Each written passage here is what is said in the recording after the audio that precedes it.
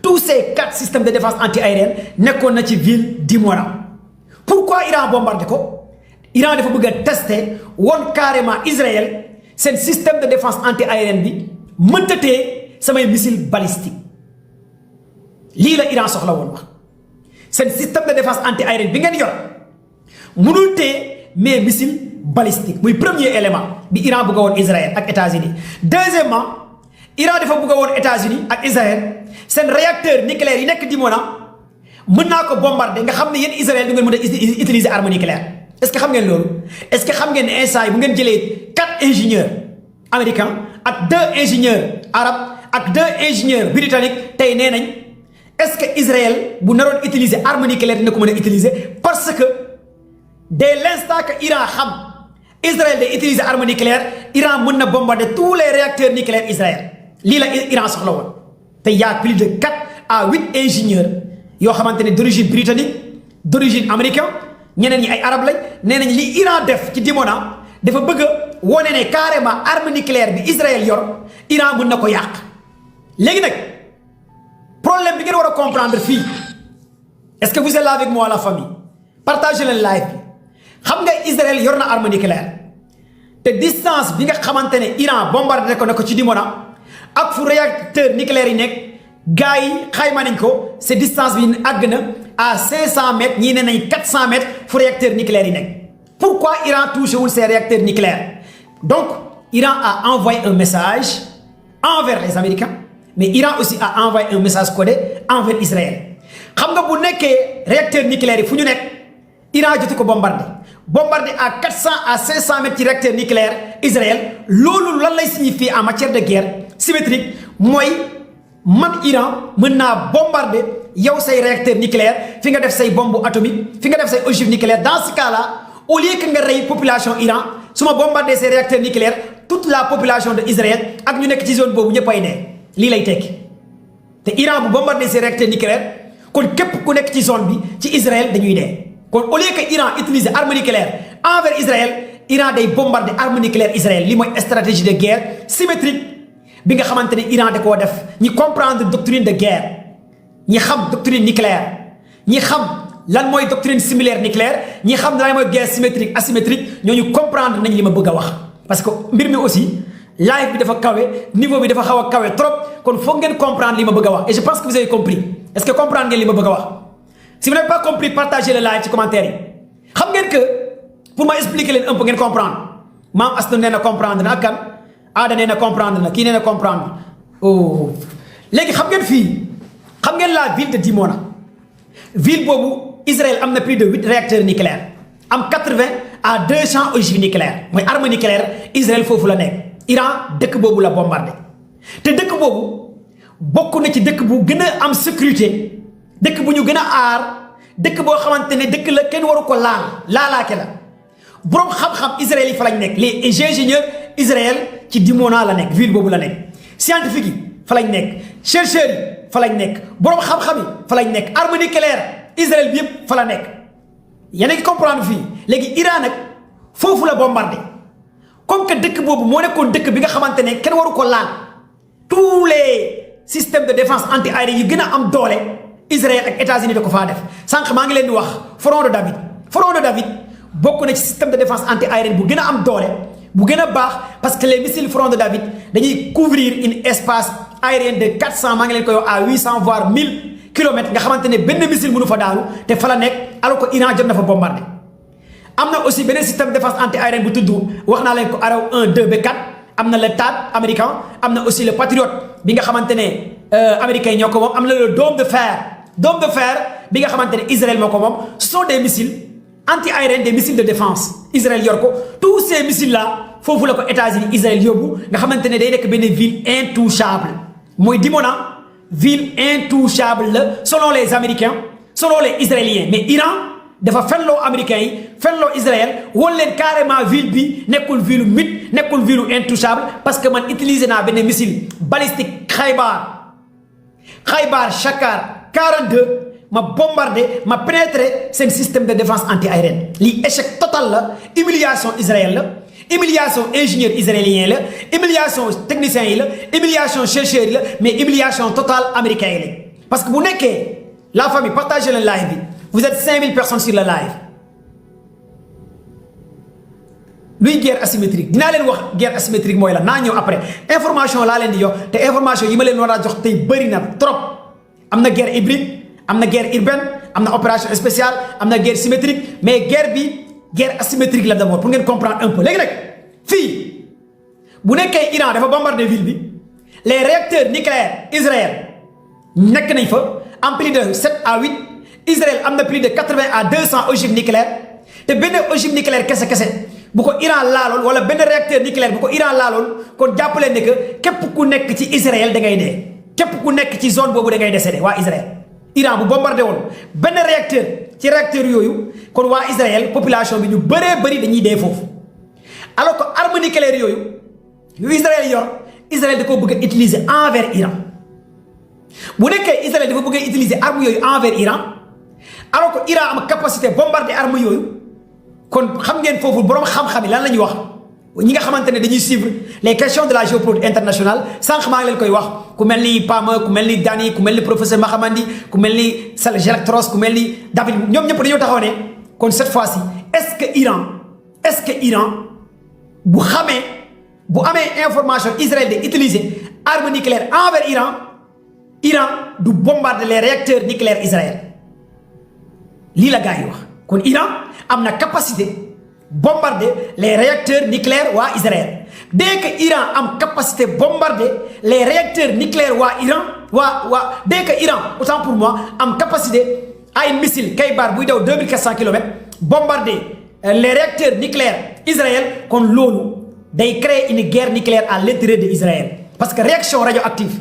les réactions radioactives yu nekk biir Israël bu ñu jógee tous les gens qui sont autour de Dimona dañuy décédé tous les gens qui servaient autour de Dimona dañuy décédé képp ku fa nekk da ngay dee képp ku nekk ci zone boobu da ngay décédé kon Iran dafa won waa Israël ak américains yi moo début sama live bi ma ne leen Iran a envoyé un message gars yi partagé leen live bi vous êtes 5200 personnes sur le live 5200 personnes sur le live tàmbalee gu ma sax information yi benn ville laa leen di jox dama leen di expliquer pourquoi Trump dellu ginnaaw ci loolu laa nekk ak lu tax Trump ne may na 5 jours ci loolu laa nekk dama leen di wax Trump lan la xam lan moo tax Trump def ñaari yoon réunion démb ak tey lan moo tax tey benn tey yow woote réunion mais parce que dañoo laalaaki dañoo laal le mythe au cœur de Israël la gars yi laal léegi nag les réacteurs Iran envoyé na message fort américains yi ak waa Israël parce que bu nekkee Iran fu mu bombardé Iran rey na plus de 500 personnes ci biir Israël ci lu ñu xayma li dee ci Israël àgg na 500 personnes ci li nga xamante ne presse Israël am nañu génnee ay chiffres cette fois-ci c'est la première fois le ministre de la communication Israël Ben Netanyahu ak le ministre de la défense Israël d'accord que médias yi nañ wone li missile Iran yi yàq te dañ ko doon tere pourquoi Israël autorisé média presse bi wone yàq-yàq yi nga xamante ne missile yi def nañ ko biir Israël pourquoi question bi dinaa leen expliquer li ngeen comprendre Israël mi bañoon ñu wane xibaar wane li Iran di def Israël mi bañoon ne amul kenn ku dee ci biir dëkkam tey Israël moo taxaw ne am na plus de 100 200 300 personnes yu Iran rey kon lan moo nar a xew les heures qui viennent lan moo nar a xew les heures qui viennent mooy Israël day envisager utiliser arme nucléaire envers Iran wala utiliser arme gaz wala bombe à emplacement envers Iran lii mooy ngeen war a comprendre Israël am na lu muy waaj a utiliser envers Iran wala jàmm mooy am définitivement parce que benn te yow tey woote na réunion d'urgence léegi nag Iran le fait que mu bombarde ville Dimona à 500 mètres des réacteurs te bombarde laalu les réacteurs nucléaires loolu mooy lan en matière de guerre mooy am naa capacité am naa puissance am naa ay missiles yoo xamante ne su ma neexee tous les réacteurs nucléaires yi nga yor yow Israël mën naa ko yàq man Iran lii mooy message bi kon Iran li message bii la bëggoon envoyé waa Israël ville bi nga xamante ne nee nga mooy ville bi nga am gën a am sécurité ville bi nga xamante ne nee nga ville intouchable la ville bi nga xamante ne nee nga kenn du ko bombardé ville bi nga xamante ne nee nga laalaake la ville bi nga xamante ne nee nga moom nga gën a bëgg man Iran ville boobu laa bombardé benn missile Xaybar kese la alors que lu ci gën a doy waar du ñaari missile du ñetti missile du ñeenti missile benn missile Xaybar chacun 42 la Iran bombardé Dimona lépp li fa am comme dégâts benn missile kese la tous les spécialistes confirmé nañ que benn missile kese la Iran bombardé benn missile balistique intercontinental Khaybar bii daw environ 1400 kilomètres à l'heure kon lii day wone carrément technologie bi Iran taxaw doy na waar yéeme na trop ñu continuer ñetti site laa leen wax premier site mooy Dimona Iran bombardé na ko dem maa ngi ñëwaat ci beneen leneen li ngeen war a comprendre aussi sànq maa ngi leen di wax Dimona nee naa leen Dimona dafa nekk ci benn désert de Negev pourquoi waa Israël yóbbu ville bi mu nekk ci benn désert pourquoi lu tax waa Israël jël ville Dimona yóbbu ko ci ngandi biir àll ville bi biir àll la nekk Israël ci biir àll bi la nekk pourquoi est-ce que comprendre ngeen li tax ville bi nekk ci dans le désert de Negev pourquoi Negev pourquoi ville bi nekk dans le désert de Negev pourquoi Iran am capacité bombarder biir ville bi pourquoi ñu jël ville bi yóbbu ko ci biir désert waa Israël mais parce que arme nucléaire yi ñu yor réacteur nucléaire yi ñu yor foofu la nekk ci àll bi bugguñ les réactions radioactives laal la population israélienne lii moo tax Israël da koo def pour sécuriser sa population pour assurer la sécurité de sa population lii kese la léegi nag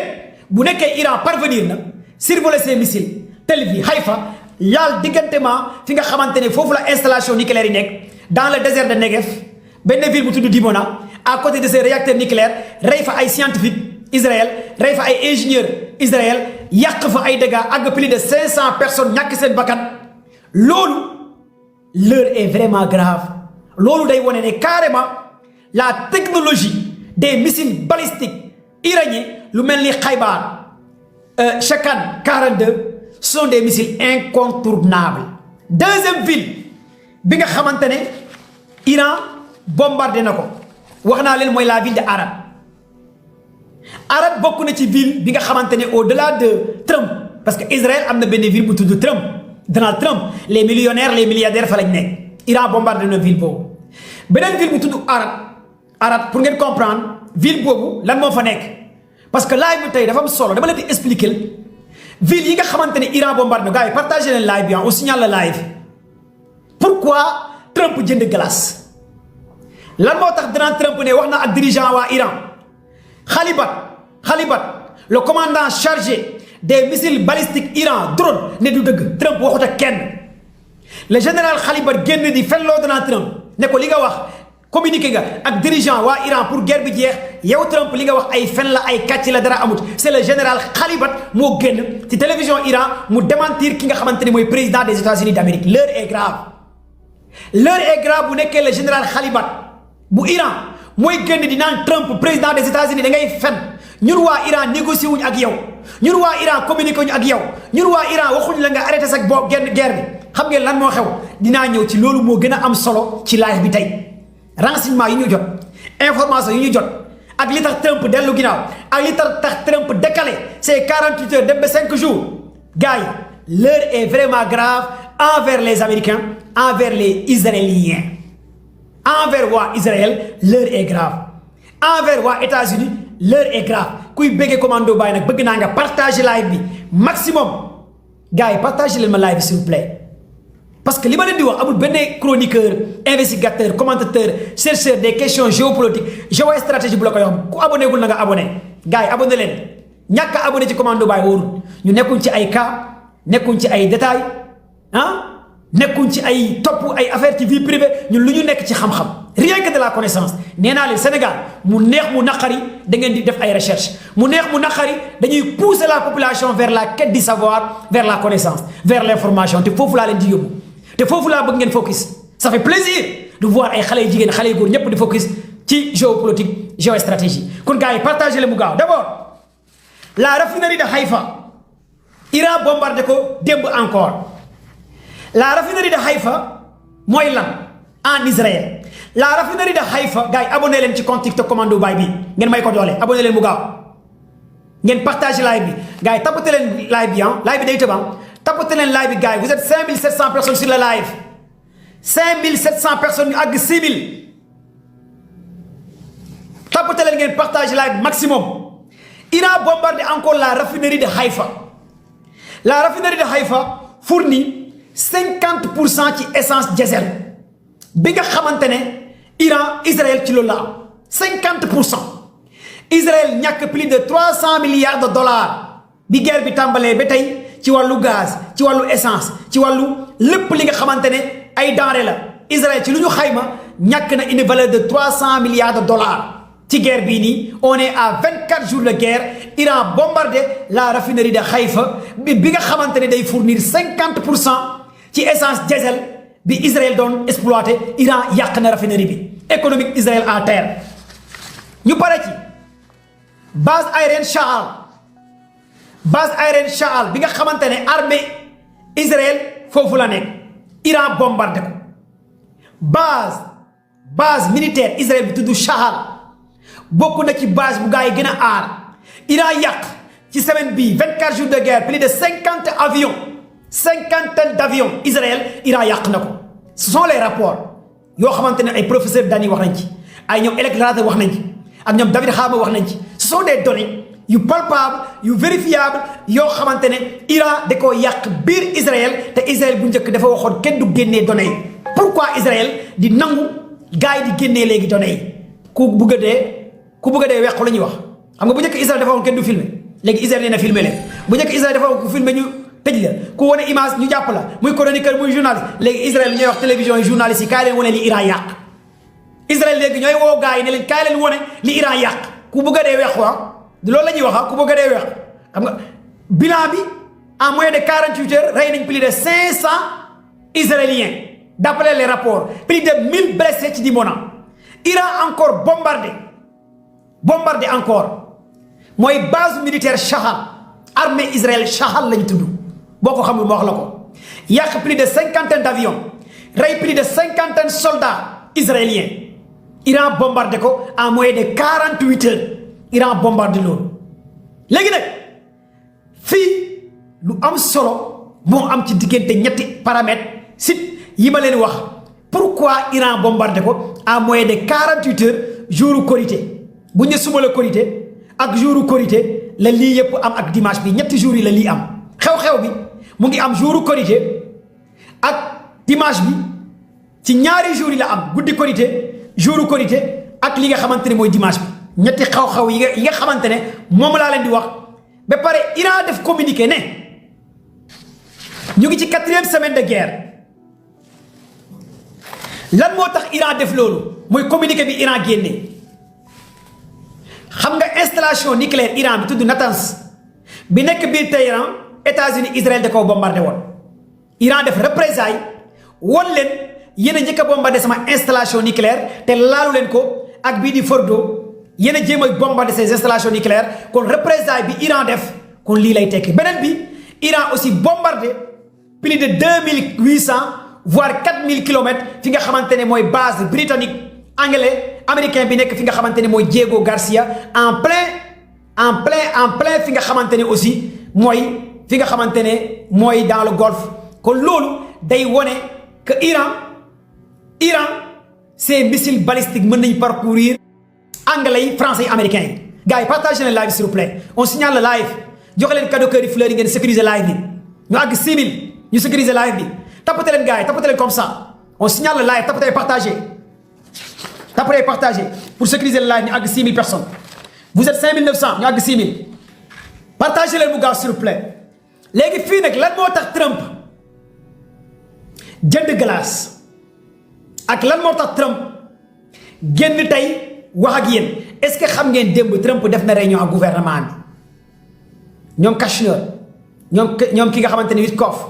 ñoom Biden est-ce que xam ngeen démb Trump def na réunion ak li nga xamante ne mooy waa Pentagone ñaari réunion la Trump def avant muy génnee communiqué gars yi partagé leen live ma wax leen d'abord première réunion bi Trump def ak gouvernement bi gars yi politiciens yi ñoom Kushner ñoom J.D. Vance ñoom Witkoff lan la Trump tënk ak ñoom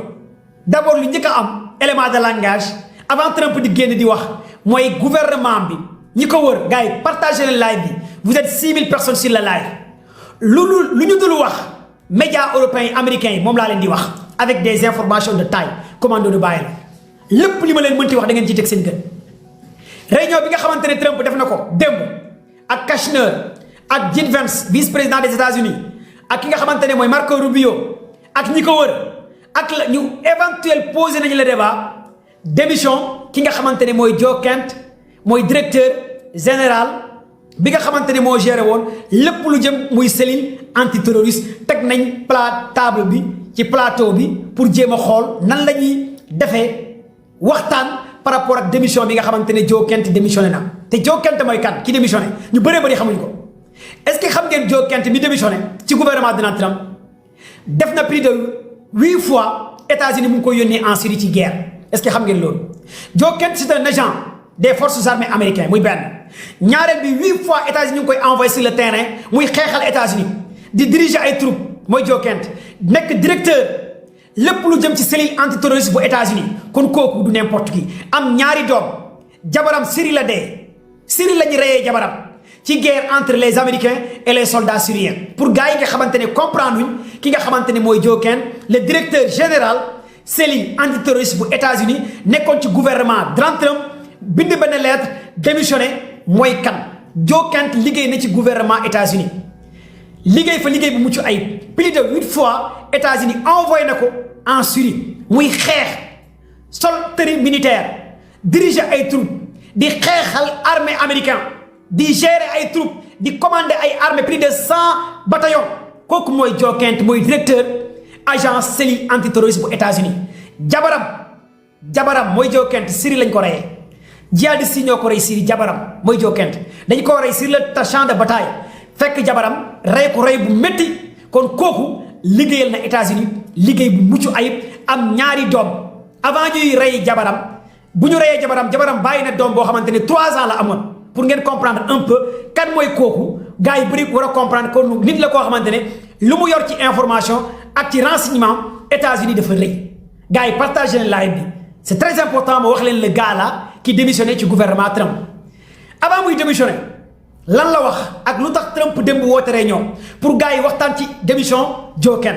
lu tax Trump woote réunion woo Marco Rubio mu toog woo JD Vance mu toog woo David Kushner mu toog woo tous les éléments ñu teewal waa MI6 ñu toog teewal waa NIC ñu toog teewal waa CIA ñu toog ñu waxtaan pourquoi mu démissionné ak lan moo tax mu démissionné Joe Kent dafa démissionné ba pare ñu bëgg koo créer le dossier lii moo xew États-Unis fu mu ne arrestation Joe Kent la gars yi di planifié waa CIA am na benn rapport buy waaj a génn professeur Dani mu ngi ciy wax kon waa CIA instant yi les heures qui viennent bu ñu reyut Joe Kent bu mu leen bett bu ñu ko arrêté wul au niveau des États-Unis d'Amérique bu mu leen bett parce que ñu ngi ko bëgg a tijjil benn dossier pour jéem koo créer pour jéem koo jàpp parce que nee nañ warutoon démissionné parce que moom le fait que mu démissionné lenn kese la wax dafa ne États-Unis amul existé wul benn ñaareel bi guerre bi du guerru États-Unis ñetteel bi Trump dafa bëgg a sacrifier doomu américains yi te guerre bii nii lépp lu ñuy wax Iran am na ko du dëgg Iran amu ko te Trump ak gouvernement am ñoo manipuler américains yi duggal leen ci guerre boo xamante ne ay doomu américains yu bëree bëri dinañ ci dee te am na ñu ci dee ñoo xamante ne Trump da koy nëbb te yàgg naa leen fi wax ñaata soldats américains ñoo dee ngeen weddi ma Iran waxoon na 600 soldats américains mais Joe Kent nee na li dee ci soldats américains ñu koy nëbb kenn xamul lu mu toll ki démissionné le directeur cellule antiterroriste mu ne li deeyagum ci soldat américain kenn xamul lu mu toll muy benn ñaareel bi guerre bi dina amaat yeneen soldat américain yu deeyaat lii la wax avant muy démissionné ci lettre bu mu bind Trump Joe Kent lettre bu mu bind Trump avant muy démissionné koo xamante ne liggéey na États-Unis dem 8 fois États-Unis di ko envoyé guerre jabaram dee ci guerre mu nekk américain d'origine suisse mu diriger ay troupes gérer cellule antiterroriste mu nekk directeur am toutes les informations doon liggéey ak waa CIA doon liggéey ak waa MI6 doon liggéey ak li nga xamante ne mooy waa Pentagone doon liggéey ak waa NIC doon liggéey ak tous les renseignements américains dem ba ci biir génn ne guerre bi ay soldats américains yu bëri nañ ci dee États-Unis mënut a gagné Iran Trump li mu wax envers Iran du dëgg guerre bi américains yi dinañ ci dee duñ ci mës a am ndam kooku moo démissionné lii la wax ki nga xamante ne mooy Donald Trump léegi nag Trump woote na réunion ne comment pour gars yi def éventuel waxtaan nee na ko yow jaam nga nee na Joe Kent jaam la Joe Kent du workat la du guerrier dafa ragal mais est-ce que Joe Kent bu ragaloo dina dem 8 fois ñu koy envoyé en Syrie pour muy xeexal américain 8 fois États-Unis ñu ngi koy envoyé muy dem di xeexal États-Unis koo xam ne jabaram Syrie la dee Joe Kent bi démissionné le directeur cellule antiterroriste bi jabaram di dee boobu doomam baa ngi am 3 ans doomam góor bi mu ngi am 3 ans allez sur l'internet ngeen xool biographie kan mooy Joe Kane kooku guerrier la gaynde la xeexkat la soldat la commandant la mais aussi jàmbar la am na fit am na fulla am na fayda nee na ay innocent américain la ñu bëgg a rey ay soldats américains yu tekkiwul dara la ñu bëgg a saraxe nee na Trump dafa bëgg a saraxe ay soldats américains yu bëri Iran dina leen rey mu ne marines américains yu bëri Iran dina leen rey mu ne soldats américains yu bëri Iran dina leen rey te mu ne lu deeyagu dañu koy nëbb li ñuy reyagum ci ay soldats kenn xamut nu mu toll te pour l'instant États-Unis day nëbbu chiffres yi kon kooku moo démissionné léegi nag ñu bëri ñu ngi wane que ne am na benn dossier bu ñuy préparé envers lui loolu nag yàgg na ci ay gouvernement des fois même dans les pays comme Sénégal comme yenn réew yi des fois da ngay gis benn leader politique wala kenn ànd ak benn gouvernement démissionnaire créé benn parti politique parti pouvoir bi créé la dossier tijji la benn dossier manipuler justice bi ñu créé la ñu jàpp la ñu ne yaa def nangam léegi nag loolu la gars yi loolu la koy Trump bu nga créé Trump da ko bëgg a tijjil dossier ndax dina réussir wala du réussir mais indi na coow leneen lii am mooy réunion bi Trump woote Trump xamal na waa équipe am que novembre bii di ñëw élection mi-mandat aux États-Unis du ko gagné loolu aussi Trump wax na ko gars yi man commando ba maa leen koy wax kon yéen ñi doon tiit ci Trump novembre 2026 bii élection mi-mandat yi du ko gagné moom en personne wax na ko gars yi nee na nag nan la ñuy def ba mu gagné élection yi mooy arrêté guerre bi lii la Trump wax ak gars yi nañ fexe arrêté guerre bi bu ñu arrêté wul guerre bi du ñu gagné élection mi-mandat yi en 2026 ñaareel bi lan la gars yi waxaat ci réunion Trump bi démb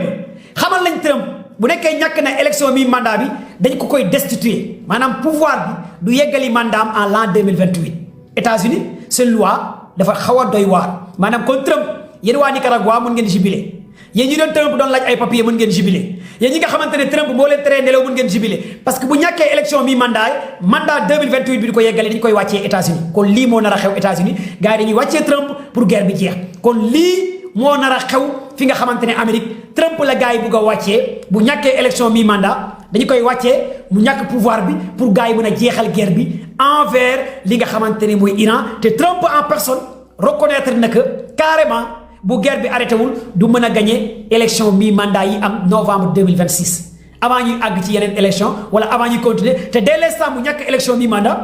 balaa ñuy àgg l'an 2028 fin mandat Trump kon gars yi mën nañu ko destituer nga xam ne pouvoir bi da koy ñàkk avant 2028 Trump du yeggali mandaam kon lii moo nekk li nga xamante ne moo am ci réunion bi Trump woote woon Trump nan lay def ak ni mu war a def kon xam leen que de enfin mbir mi nii la war a demee léegi nag